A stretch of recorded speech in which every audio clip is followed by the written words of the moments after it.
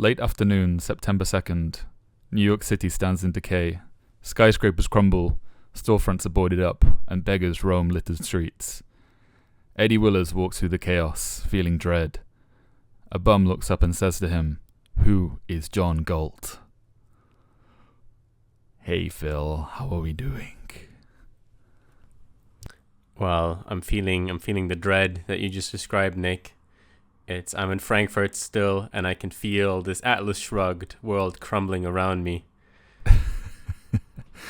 I feel it in the middle of the floor of my apartment, which has a very, let's say, it's quite old, and it's a bit bumpy.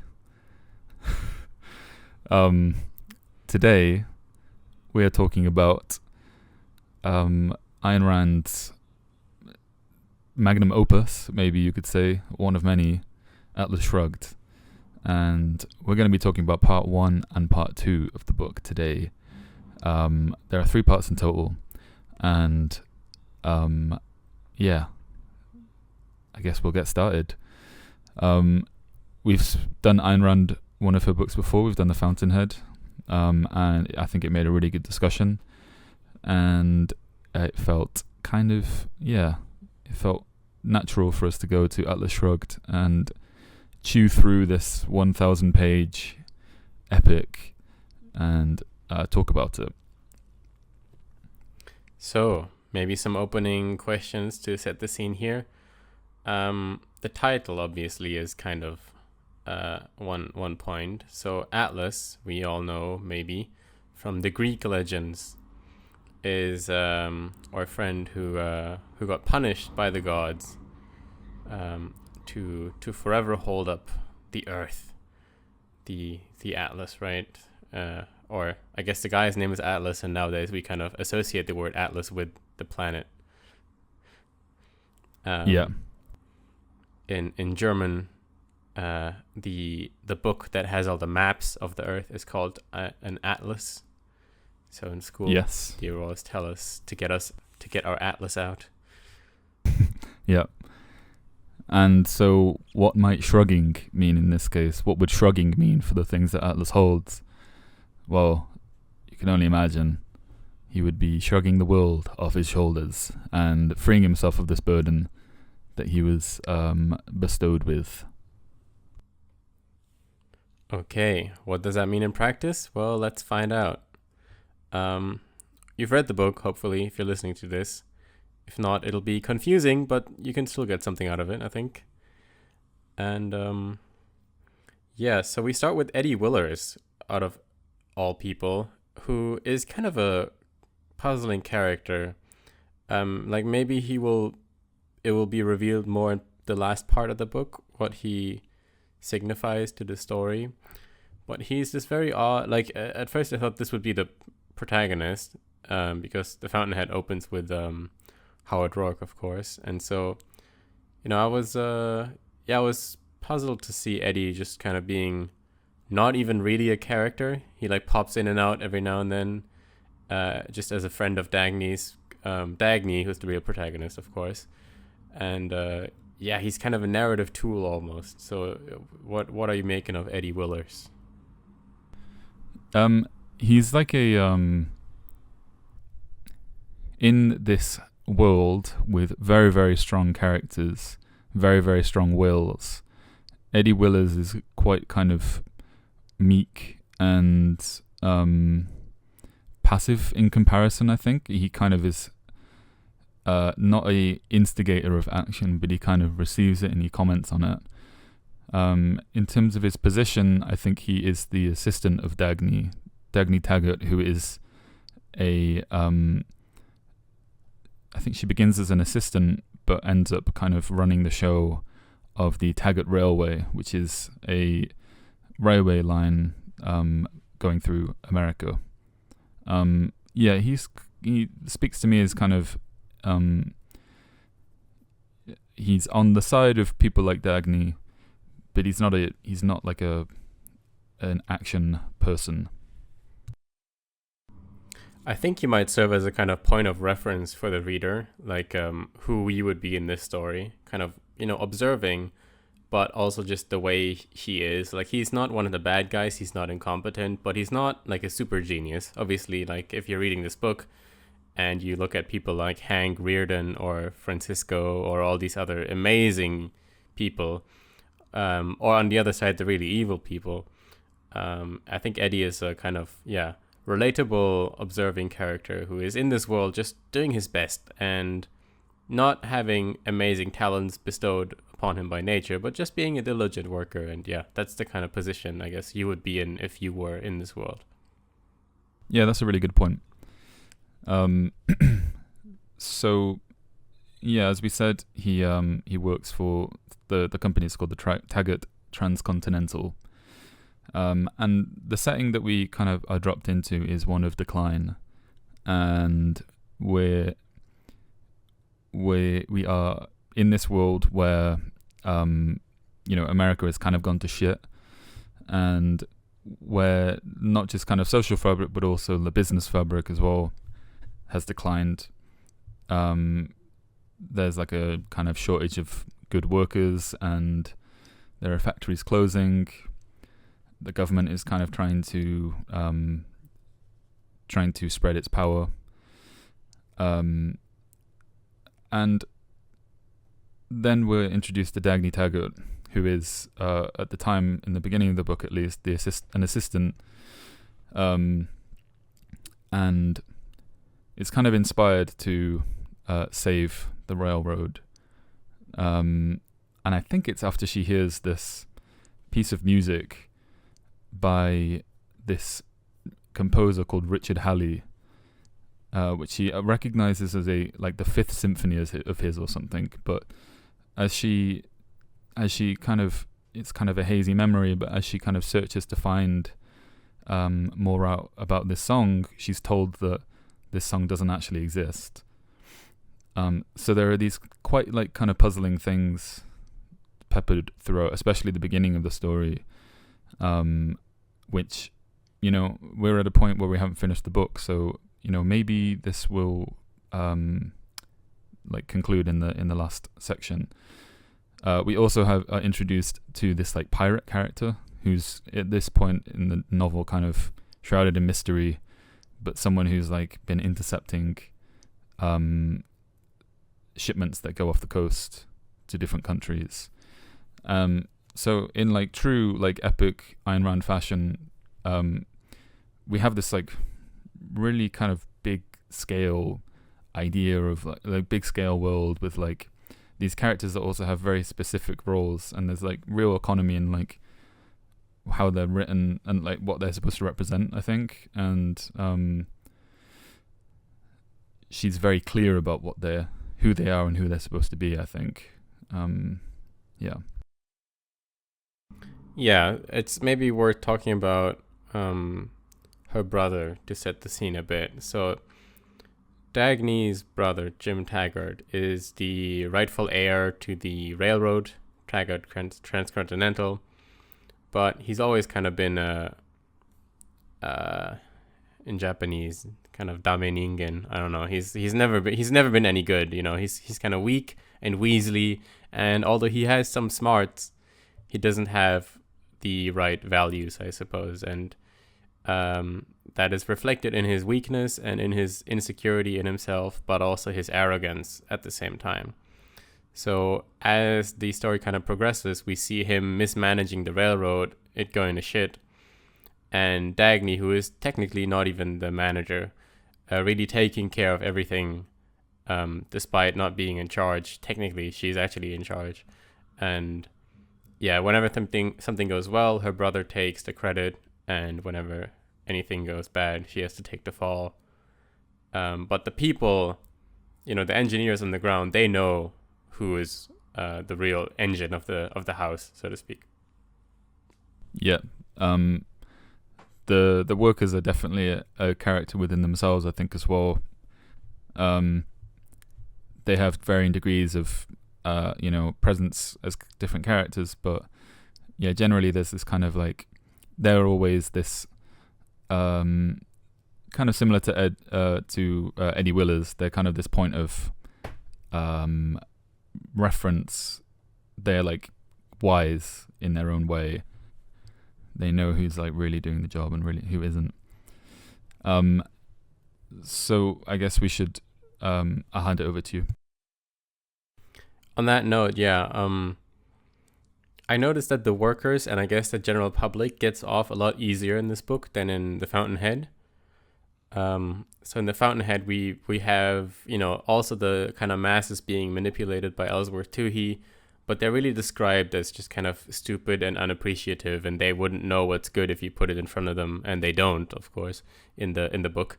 And in Atlas Shrugged, while I guess they are similarly taken advantage of, the regular person, the regular worker is always kind of described as simply being interested in doing their job. They want to provide for the family, or maybe they just care about railroads, so that's why they work for the railroad, and they don't really care about politics or any of the other stuff. And if they get told what to do, as you kind of are in the real world as a taxpayer, if you get told to do something, you just kind of have to do it, and there's nothing you can really do about it. So the bad people in Atlas Shrugged really are the more top heavy, like looters on the top of society, and the people come off more as a victim than a perpetrator.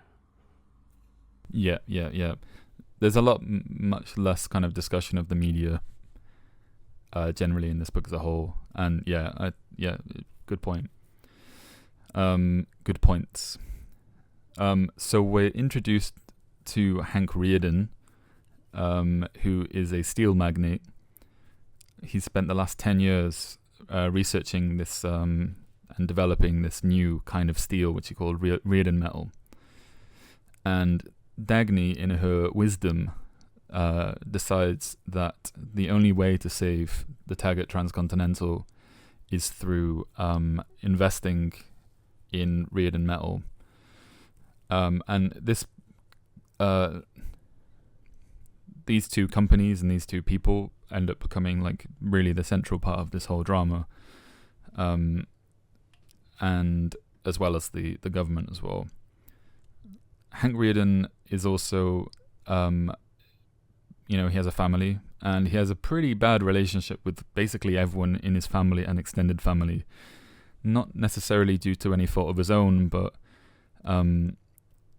because of their kind of natures and the way that they are incompatible with him, and also kind of because of their dependence on him as well, which eventually becomes kind of unravels halfway through the book. Yeah, I think the younger brother, was it Philip, is it's me, hello guys, as probably the most insufferable character in this story, probably even worse than the wife. And the wife also is horrible. And, as Hank falls in love with Dagny, the protagonist, and they have a kind of love affair while Hank is still married, he has to wrestle with this breach of contract as he sees it. So Hank Rearden is a man of his word. He stands for responsibility, integrity, this kind of perfect industrialist as you would, envision him in a kind of Ayn Rand view of capitalism. And so for him, a contract is sacred. If he says he does something, then he does it. And so to break his marriage vows is a big deal for him, but he still finds himself repulsed by his wife, and also by his sexual desire in general, while falling in love with Dagny, which is because they have very similar personalities, they create value. They are, they're good people, so to speak. And so, how does he logic himself out of that one? What does he realize, I guess, is the question here. To go to maybe an answer here is with Philip. In the beginning of the book, when they have kind of we see their first interactions, Philip is kind of like throwing these really, really like petty remarks at Hank Rearden, and he's also kind of like taking this like really anti-industrialist, kind of like for lack of a better phrase, lack of rich guy, like hatred of the rich stance, but also like simultaneously ends up, he's talking about how he's like trying to raise money for this stupid charity, and and ends up then asking in a very roundabout way for money from Hank, which Hank ends up giving to him. But at some point, so Hank's kind of like critical flaw in the beginning of the book is that he's kind of too generous, I guess. Kind in the same way that you're saying, like he feels this sense of obligation to his wife. For some reason, he kind of just thinks it's easier to deal with these people by giving them what they want, rather than like kind of just flat out rejecting it. And I think the family environment is like the perfect thing to like demonstrate this, because it's such like an intimate, delicate kind of social setting. And it's people who are just kind of around you by definition, and you can't really. There's no really smart way to get rid of them, I guess, without social consequence.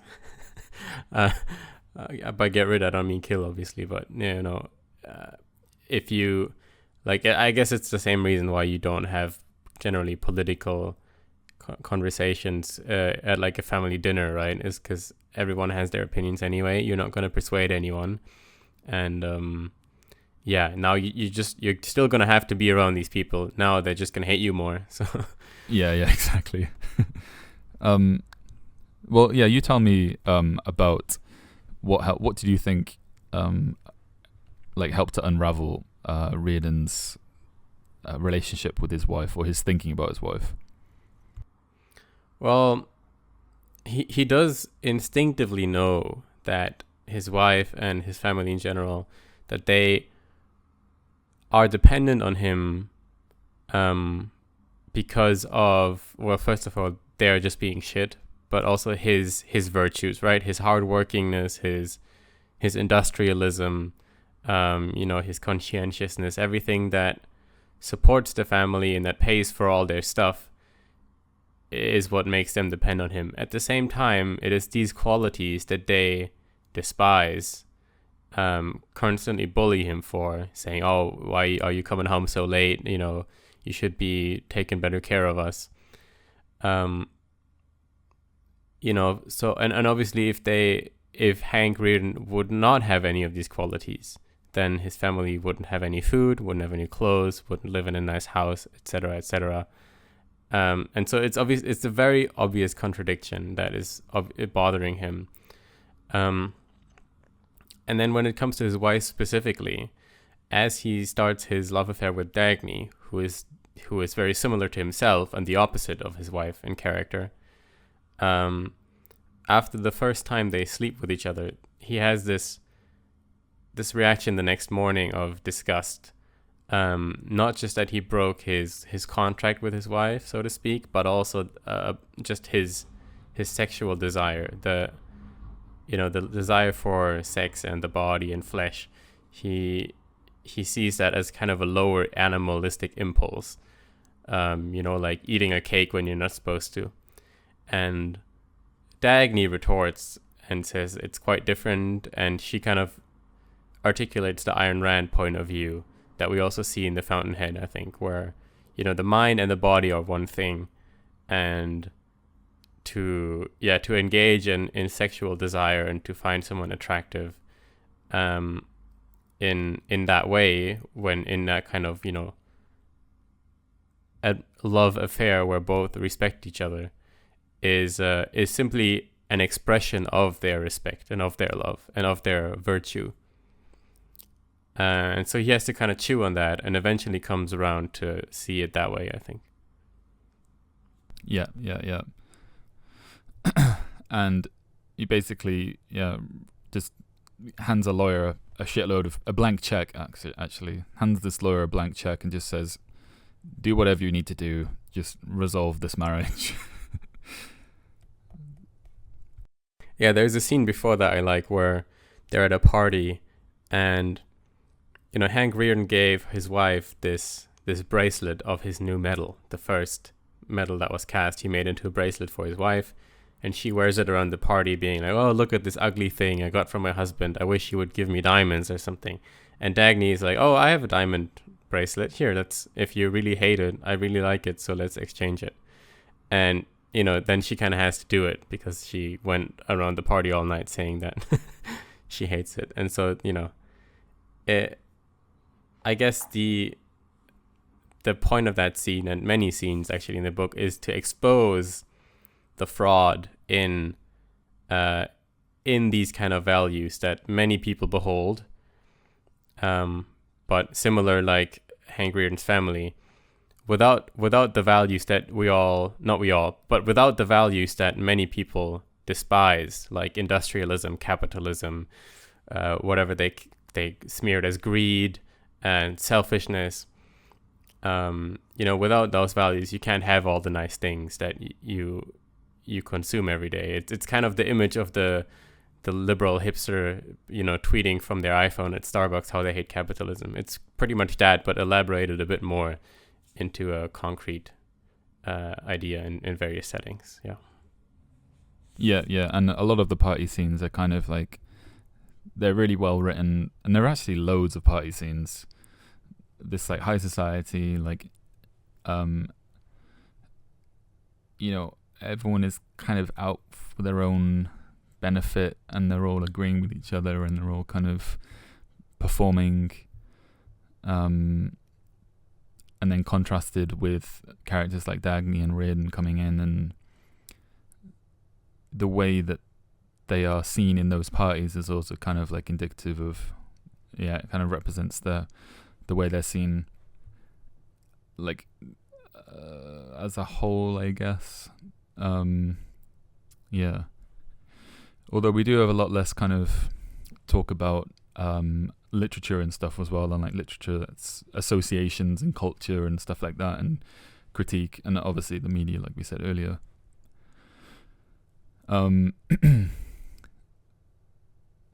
So we also have this the government, or rather, actually, we have a lot of reference to men in Washington throughout the book, and there is this another kind of divide between Rearden and between other business people, including Jim Taggart, where the kind of there's like this kind of like almost like, it's so common, it's almost like natural to have some guy in Washington who's going to vouch for you and going to lobby for you, and Rearden is someone that never participates in this, but it's like the kind of that kind of incorrect action towards a goal, using government leverage to try and solve problems, things that you like perceive as problems, that ends up creating the forces that end up swallowing all of the benefits that these self-reliant, independent figures like Hank Rearden, all of the benefits that they create through their production. Yeah, so it goes very step by step. So we have laws being passed throughout the book, I think one is like the Equal Opportunity Act or something, which legislates that you have to sell, like Hank Rearden has to sell his metal to everyone who needs it, not just who can afford it, or not just and so he gets a bunch of bullshit orders by like government officials for stupid projects, whereas the industrialists who actually need the metal to make trains and everything, they don't get it. Or there's one order where all the railroad companies put themselves together in like a big like a council, and they decide that they have to decide policy by voting on it. And so they obviously, the big players end up voting that, for example, this Colorado line, in Colorado, the Taggart company has been there first, and so this new competitor who actually outperforms Taggart, he has to close up shop because he came later. And, it's a lot of like, bullshit slogans of like, oh, let's help out the little guy here and blah, blah, blah. But in the end, they're just dividing up the cake.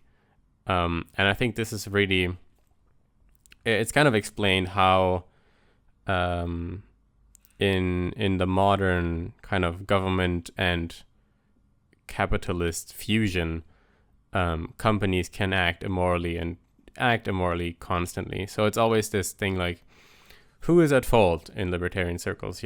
We obviously think the government is at fault, and then the more liberal thinkers think that, but corporations are really greedy, so they have to be stopped by government. And what Ayn Rand depicts so beautifully in this book is how it's the corporations colluding with the government that really fucks up the entire party. That, the tool of government is an evil one, and it's evil people in the corporate world who use that tool to steal from others and ultimately destroy the entire economy. Yep, and we also kind of are given a bit of context about how the rest of the world is. And, by the looks of it, the rest of the world is basically this kind of barren, highly authoritarian, pretty much essentially communist, like, dictatorships around the world, where the government have seized so many parts of production. We introduced this in the beginning. So even though America is, in decline, the rest of the world is actually far, far worse. And one of the ways that that's kind of illustrated in the beginning is the Rio Norte line, which is a line that was built in Mexico, I think, kind of on these sort of egalitarian grounds, like, these people deserve railway lines. We want to help boost their economy. This is Jim Taggart speaking now. But there's this kind of understanding that the better you build it, the more you lose when it becomes nationalized, which it inevitably does.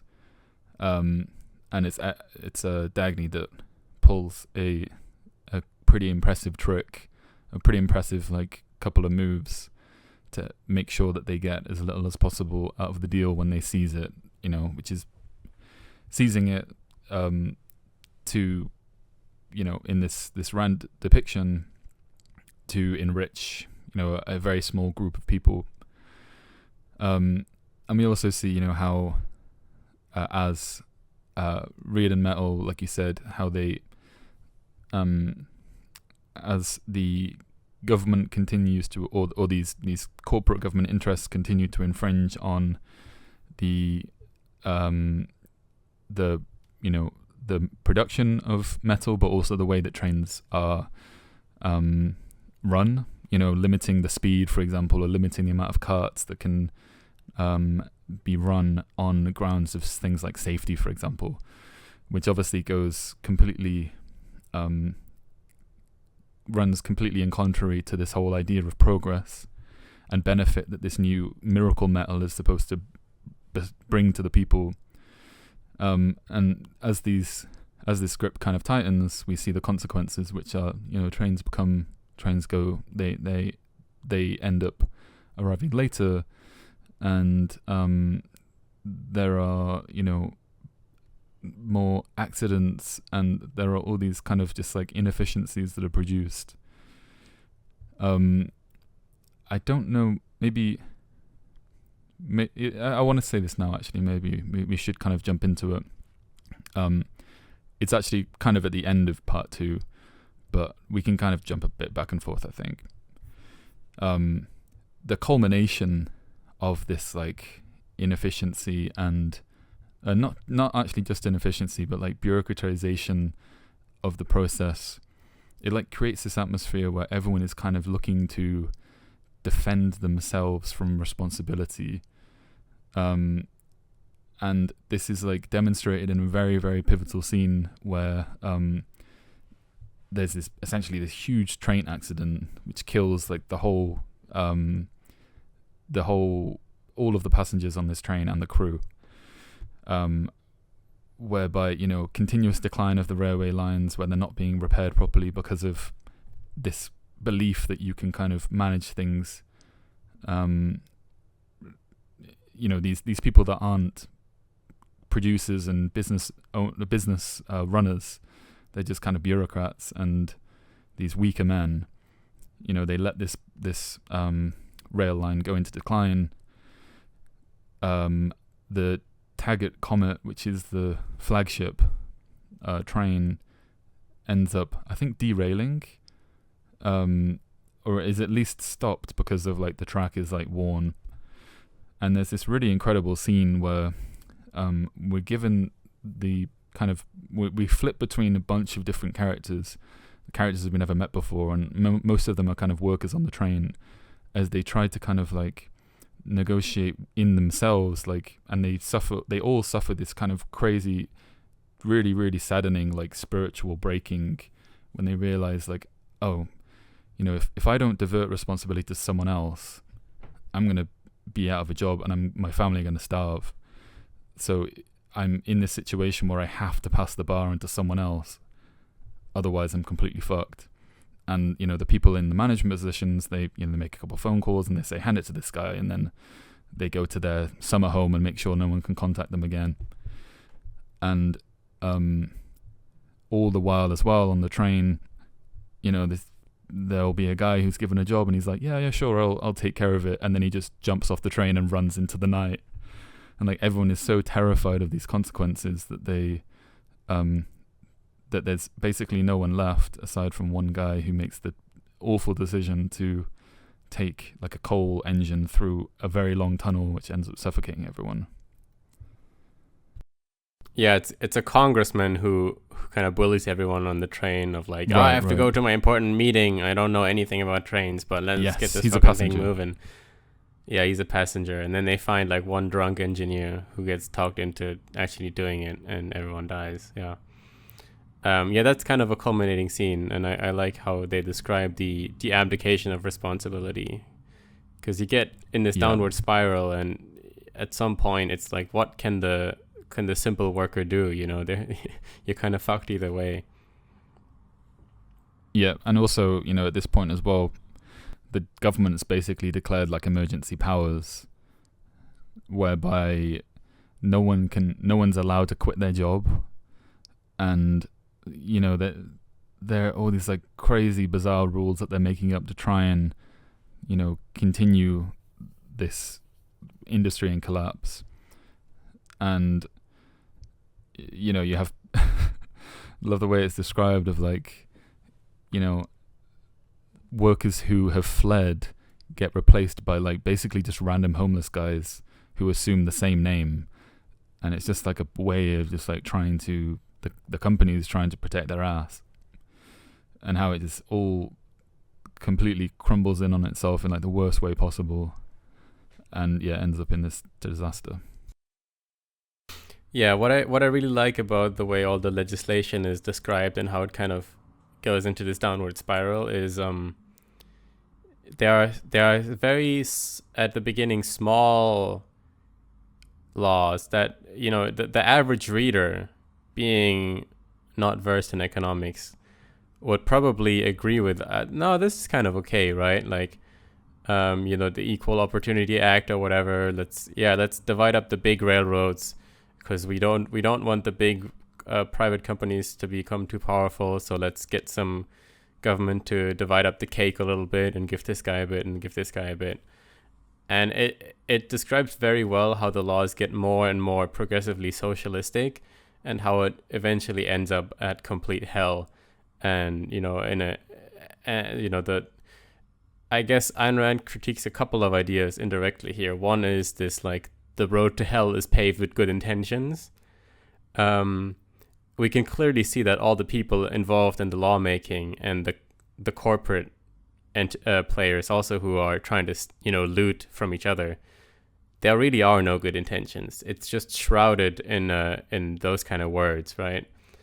And so this idea that the bleeding heart liberal, as we said in the last reading, right, just wants the little guy to be helped out. This is really bullshit, and that the devil is there right from the beginning. You just have to look a bit closer.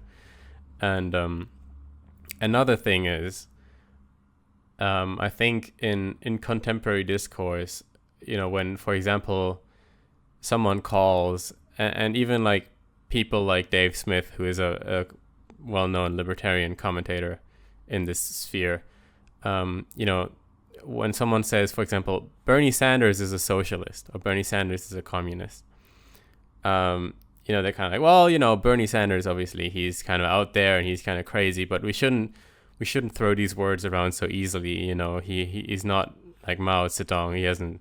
He's not trying to kill everyone. And I think that what's so well described in Atlas is that there is really only, it's kind of like a binary, and you can go a couple of steps closer towards socialism or towards capitalism or free markets and controlled markets at any point in time.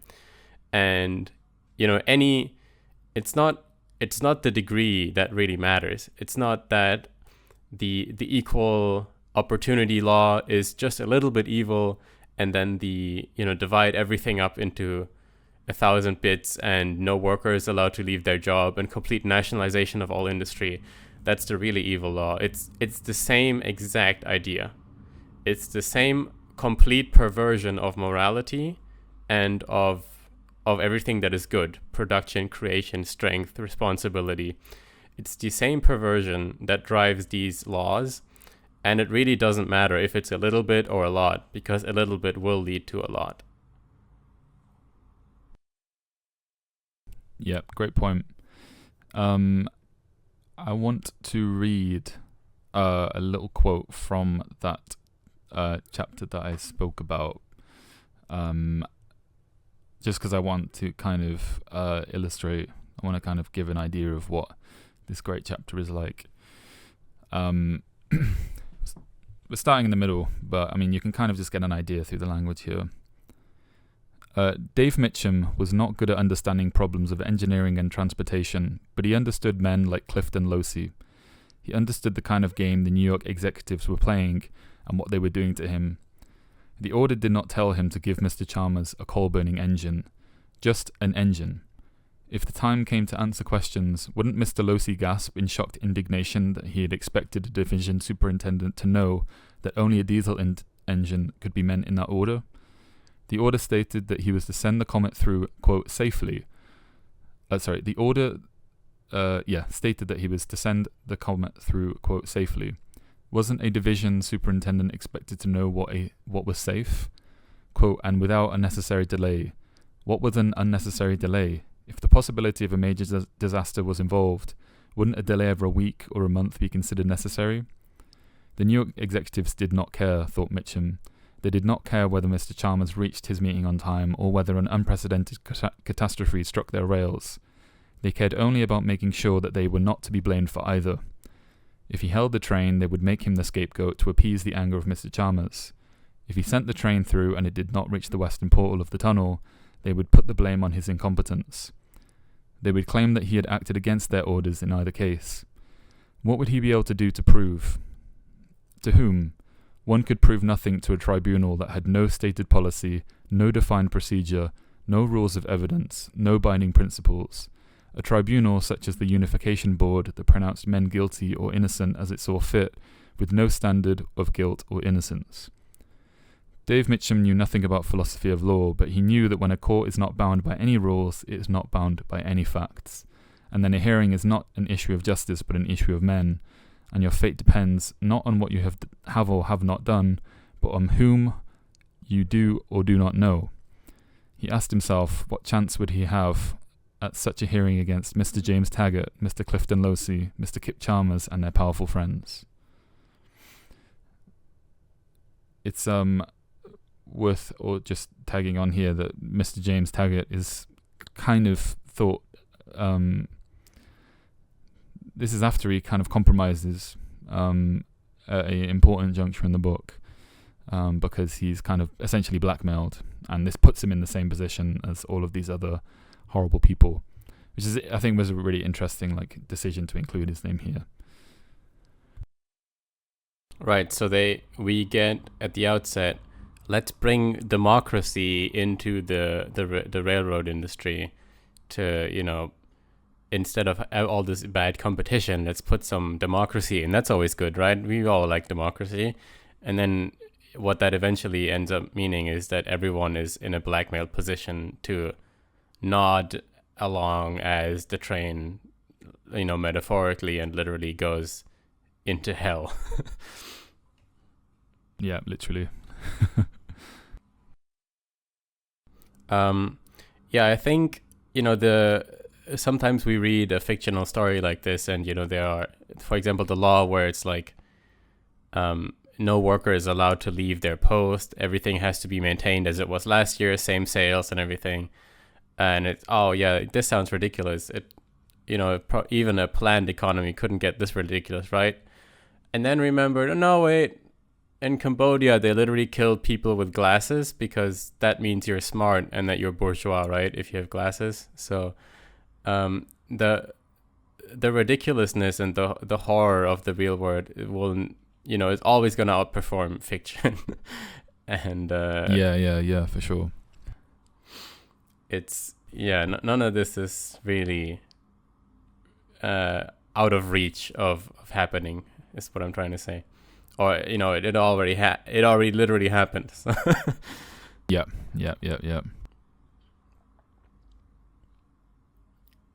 Let's talk about the 20th Century Motor Company. Yeah, take it away. So, yeah, when Dagny and Hank have their little love affair and they drive off in this car and just kind of trying to go on be vacation. Well, I think it's also thoughts. probably symbolic because it's a vacation that they actually want to take with each other and their work. Like, let's actually take some time from our work, which we absolutely love. Anyway, sorry, go on. No, good point. Because they're described as never having taken a vacation, and I guess the reason for that was, for example, Hank Reardon. If he took a vacation, that means he would have been at home with his family, which is probably the worst thing ever for him. Exactly. Yeah. So, yeah. Anyway, so they go on this vacation and they discover this factory, or this abandoned factory within an abandoned town, and there's this miserable old woman living in this broken house. And long story short, there is kind of a mystery of how did things end up this way. And they found a prototype of an old motor that looks kind of, almost like futuristic technology. Like if they could get this thing to work, it could supply limitless energy, probably, is like such incredible technology. But it's incomplete, and they don't know who developed it. And so they track down the story of, or Hank goes back and Dagny tracks down the story of what happened here. And essentially they find out that this company, they pretty much they implemented Marxism. It literally says like the idea of from each according to his needs, to each according to his ability, or you know what I mean. It's that phrase. Yeah. So it's literally mentioned in the book. The phrase is mentioned, and it explains it a bit. Like if a worker has certain needs, if he has, let's say, a bigger family, or he really needs the money this month, then he gets more of the cake. He gets a bit more money, and the workers who have the most ability, who produce the most, or in they're taxed higher. It's like progressive taxation. But on a complete socialist scale. So it's essentially communist factory at that point. And obviously everything goes to shit, and the creator of the motor is lost to history. And they also kind of describe these siblings who managed this company and how shitty they were. But yeah, I think this scene is good to think about because it kind of very clearly explains what actually happens if you implement Marxist ideas, and what that actually means in practice, and why it's not just rotten in practice but also rotten in theory, and it's not a good intentioned idea. And yeah. Oh, yeah. And as I said earlier, this kind of gradual decline of things. Most people today agree with progressive income tax, I would assume, or at least it's what our democratic leaders would have us believe. That if you earn more, you should pay more taxes. And it's the more you earn, the more you are punished. It's literally a big middle finger to the word ability. So everything that is good, that keeps us alive, we try to denounce. And sluggishness or just inability is rewarded. And that is so evil. It's just as evil as communism. And so I think often libertarians are like made fun of, like, oh, you probably think that progressive income taxation is basically communism. And it's like, it is. It literally is. It's the same idea. It's the same inversion of morals. It's the same perversion of reality. Well put. I should also add that at this point, we haven't finished this book, so there's this big question mark over the head of this motor. It's in ruin, and Dagny could only find part of the manuscript. So this then becomes like one of these kind of side plot lines where she's trying to discover, can we have this figured out? And obviously the kind of the idea here is that if we can, then we can actually make a real difference in the world, or rather, in Dagny's self-interested view, make an even better railroad that performs even better than it could ever do before. A point that I kind of wanted to add on is this inventor is unknown, right? And it's like it's even in the inventor of the motor, you mean? Sorry, yeah, the inventor of the motor. To obviously it was a different time, but it's interesting that the inventor and the information around them is so obscured. And maybe a clue to that is kind of in the general, pattern of activity and the general decisions that a lot of the industrialists make throughout the progression of this book. They basically increasingly begin to abandon their own businesses. It begins in the beginning with what's his name? DeFranco. Owen Kellogg? I was thinking of Franconio. Is it Franconio? Ah, yeah. Francisco D'Anconia. Is that it? Francisco D'Anconi or D'Anconio, who he's a Mexican mine owner who kind of intentionally sabotages his own business. I think Argentina probably, but okay, my bad. I thought the mine was in Mexico. And then they make it.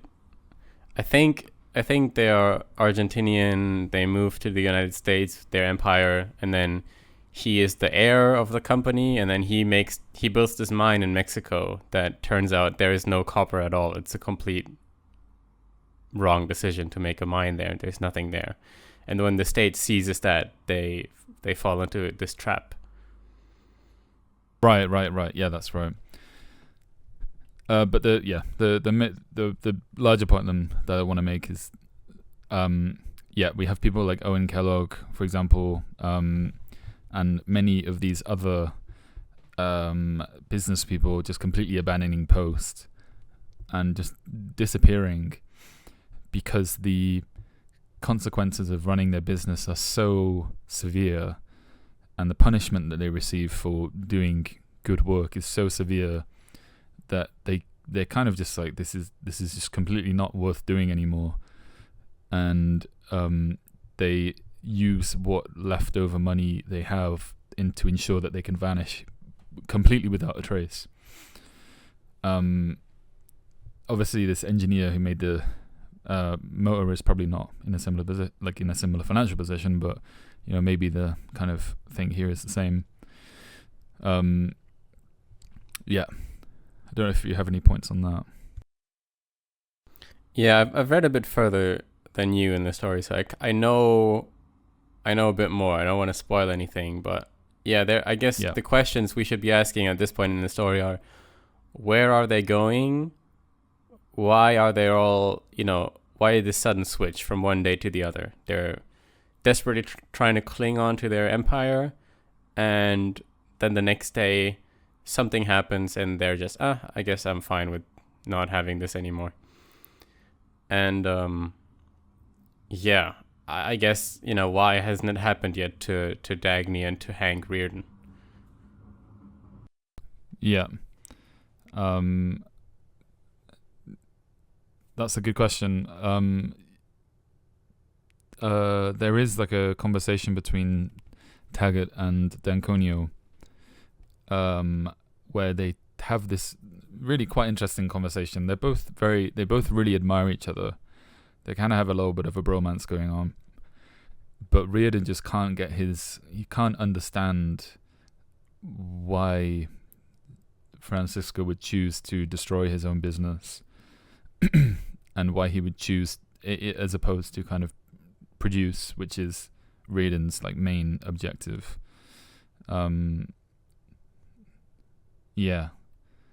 It's an interesting kind of point, because both of these guys are very capable and very productive people, but Francisco chooses this one route and Reardon pursues the other. Yeah, and also while we're talking about the mysteries of this book, there's another character that you mentioned earlier, the pirate Ragnar Daniskjold, kind of a Scandinavian character. Absolutely epic name. Ayn Rand never misses with the names. They're all so good. True. So we don't know his true kind of objective yet, but you must have read to this point. I think this is in part 2, chapter 8. I've read the part where him and Reardon meet. Yeah. Yeah. So one night Reardon is on the street. I forgot why. I think he's just like, fuck this shit. He's just aimlessly walking, because he's also given like the rights away to his business, basically, right? He was basically blackmailed. Yeah. Into gifting. The useless government science institute his medal, which I want to talk about that a little bit later as well. But so the pirate, he's kind of a cloaked figure who approaches Reardon, and he hands him a bar of gold, and it's like, this is compensation for all this is part of a larger compensation for all they stole from you through income tax. And so he's literally this kind of Robin Hood character, this opposite Robin Hood character who steals from, not from the rich, so to speak, but who steals from the looters and gives back to the creators. Who is basically a like anarchist reversal of income tax. He takes basically from governments and huge lob of gold and is like, this is part of all the money that was taken from you by the government. I'm giving some of it back to you now, and I will give all the rest of it back to you in the future. He's a real kind of Deus Ex Machina in this situation. A Deus Ex Machina, where it comes in and is like, oh, you're on your knees. Well, here's a solution to all of your problems, at least money-wise, financially. Yeah, and I think he even is describes himself in the book as like an inverted Robin Hood, and that made me think about that character. And I guess I want to do some historical research, because we all think Robin Hood is like known for stealing from the rich and giving to the poor, but I guess in like monarchy times it would I think more accurately maybe be described as stealing from government and giving back to the taxpayer, because the rich would have been the aristocracy. And so it's interesting to think about the moral of Robin Hood. Last thing. Go ahead. Sorry, go on. I was going to say it was funny reading because it's like just so like the explicitness of Ayn Rand in her writing, like, yeah, I'm just gonna do it. This guy is gonna be, he's gonna say I'm the opposite of Robin Hood, basically. But it's like that kind of confidence in the words that really makes you think about what the meaning of those words are. Yeah, which is interesting part of the way that she writes. So there are 2 points I want to mention. One is the last points before we wrap up. One is the Government Science Institute, which is, and they kind of link up these points. So they're unable to, despite taxpayer funding and working on this metal for ages, they're unable to produce an superior metal, and Reardon is able to produce it by his expertise in the field, but also his I guess the need for it in industry. He sees a problem, he tries to fix it, and so he makes the solution. Whereas these like government eggheads put together by probably the kind of things, we all go to university and then there's like the Entrepreneur Prize. Oh, submit your idea to the Entrepreneur Prize and you get a big, fine. And it's like, yeah, it's, if you strive for if you strive for handouts like a little good lapdog, then you'll end up with people who can actually solve a real problem, I guess. And whereas the industrialist was able to do it. And it was such a perfect parallel to the that space station incident. I think, I forgot what it's called, but there's that space station where the guys inside this like government NASA thing, where they're trapped inside, and they were supposed to come back like after a couple days or weeks at most, and they've been there for months now. And Elon Musk, his SpaceX, actually has the only technology in the world that would enable to send a rescue mission up to those guys, because NASA's own technology is not good enough. They've acknowledged it's not safe to use their shuttle. And so the Biden administration, not wanting to give any win to Elon Musk because he's an evil industrialist like Hank Reardon, denied this rescue mission, and so they're still up there. it's so ridiculous. Yeah, and really it's like that bind of that you put yourself in when you assume this authority over a project, because you are now the only person who's in charge. You're the person that put them up there, and in order for you to allow like a private competitor to go in and solve that problem for you, you're demonstrating your own incompetence, but also you kind of like can't, because it's like you're supposed to be the only person that can do this by virtue of you being, the public owned like organization. Your whole statement is that like you're the only person that is allowed to do this, so you make your own bed when you do stuff like that. Yeah, I mean, it's terrible. Very analogous to, I think, this weird metal situation. And then that ties into my second and last point of, what it means to read Atlas Shrugged in 2025 or 2024, and how, I think politically and just geopolitically right now we are in a very interesting situation, and we can see lots of elements in the book being picked up. I mentioned already Elon Musk, and I mean, really, it is like all the industrialists in this book, Hank Reardon and Dagny Taggart and whoever, they're demonized for the exact same reason that Elon Musk is demonized in the media. And every worthless bum who's never done anything good in his life, and whose whole life won't amount to 1,000,000,000% of the good that Elon Musk does in a single day, is out there like, oh, his rocket exploded, what an idiot.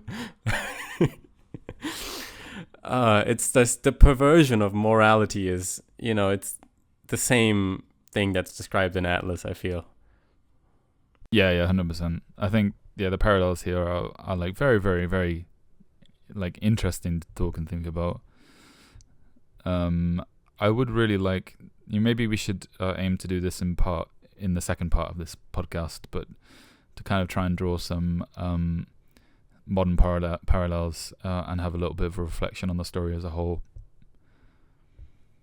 Yeah, and I sent you just a picture on your line. Can you look and describe to the people, Nick, Yeah. what picture did I just send you? This is from my hotel room. Can you see what I'm trying to get at? I see. I see a traditional looking building, and then in the background a very tall skyscraper. And then I see look Atlas. to the left of the skyscraper. I see Atlas. Yeah. Yes. Yes. Oh, that's cool. So I'm in a hotel room right now in front of Oh, Frankfurt wow. Central Station. And Germany just recently, terrible downtrend economically, government just keeps fucking up this country. The auto industry is sabotaged so hard. I was in procurement as for my last job a bit in a bigger factory, and just all the higher management people, they're so despaired because it's like another factory closed down there. My friend who I knew for 20 years, the company finally had to put everything abroad because the government has simply made it impossible to turn a profit in this country, and obviously also publicly demonizing the car industry and profit, and save the planet, whatever.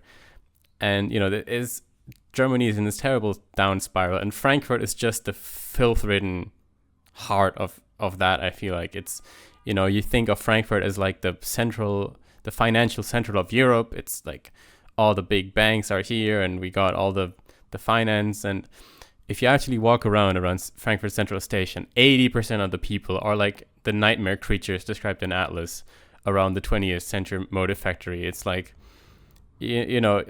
complete, like, you can't tell if they're drugged out or just drunk or ridden on despair, or maybe they've just been on welfare too long, and it's like people literally pissing.